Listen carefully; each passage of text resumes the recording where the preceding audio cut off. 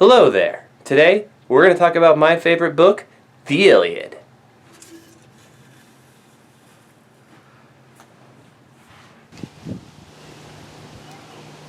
Before we get to that, though, let me give you a Cliff Notes version of the Trojan War. The war had started when a Trojan by the name of Paris had fallen in love for a Greek woman named Helen. Paris met Helen while he was in Greece, and the two would go back to Paris' hometown of Troy. The problem is that Helen was married to the king of Sparta, Menelaus. Menelaus decided that he didn't want to play second fiddle to a man named after a city that didn't exist yet. So he decided to go over to Troy with as many people he could find and shove some sandals up Paris' butt.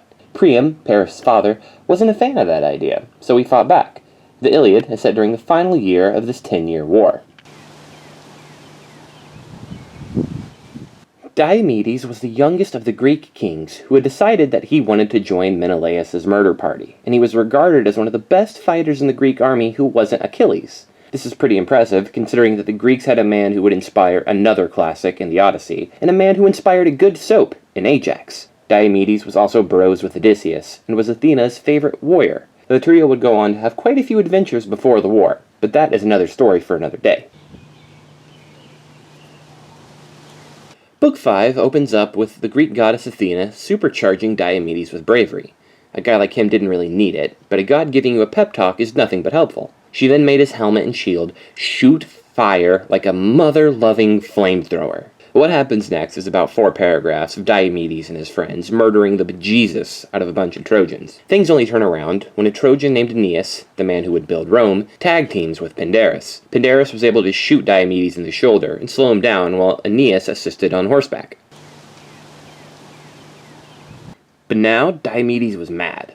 After he prayed for Pandarus' death, Athena decided to give Diomedes the ability to see the gods if they tried to intervene in battle. She also gave him the okay to attack them. Diomedes talked with his friend Sthenthaleus,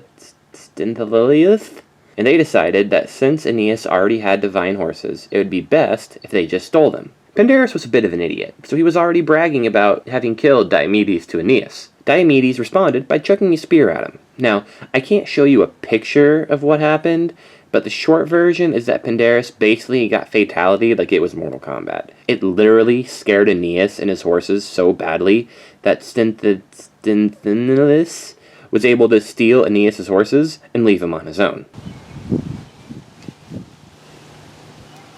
Aeneas wasn't a punk though, so he was still ready to fight.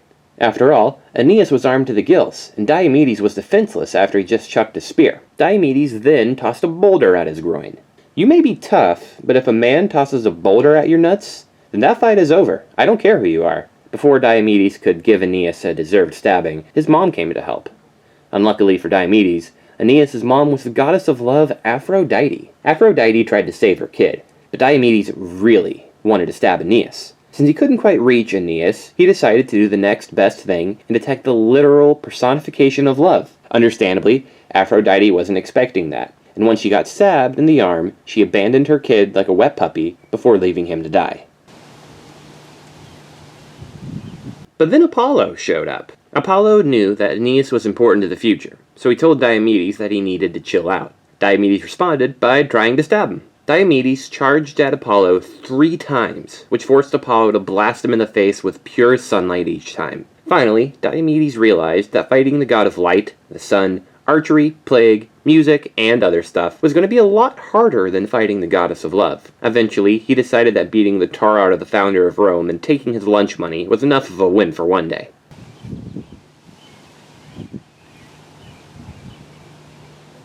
But does Book 5 end there? Nope. Diomedes still wasn't done wrecking people just yet. Ares, the god of war, had seen all the destruction that Diomedes was inflicting, so he decided to balance things out by killing as many Greeks as possible. Diomedes is tough, but he ain't no god, so he decided to head for the hills. Athena went over to Diomedes and made fun of him for being a wimp. She also decided to assist him so she can get back at her brother Ares. Athena controlled her chariot and let Diomedes ride shotgun as the two of them rode straight for the god of war. Ares chucked a spear at the two, but Athena caught it out of midair. Diomedes, on the other hand, was able to impale Ares in the guts. Despite being the god of war, Ares didn't respond well to being stabbed, and screamed with the voices of 9,000 men before he ran away from the battle. And that is how Diomedes became the only person in mythology to injure 2 of the gods in a single day. So what happened after Diomedes beat up 2 gods and almost killed the founder of Rome?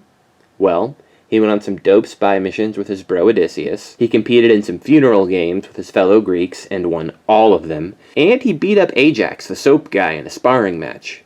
He was also said to be one of the people to come up with the idea of the Trojan horse, which would help to end the war.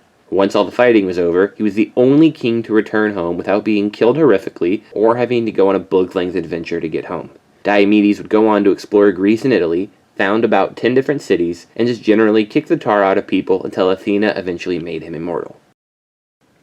And that's it. Hope you guys had a good time. If you did, make sure to like and subscribe down in the little boxes below. I really don't know how to do endings that well, so I'm going to go outside and kill the evil tree in my backyard. Ignore any continuity errors while I do that. We good? Okay, bye-bye.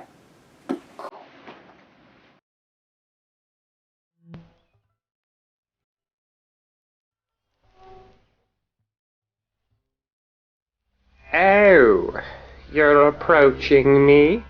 Instead of running away, you're coming right to me? I need to get close if I want to chop you down. Oh ho ho! Then come as close as you like.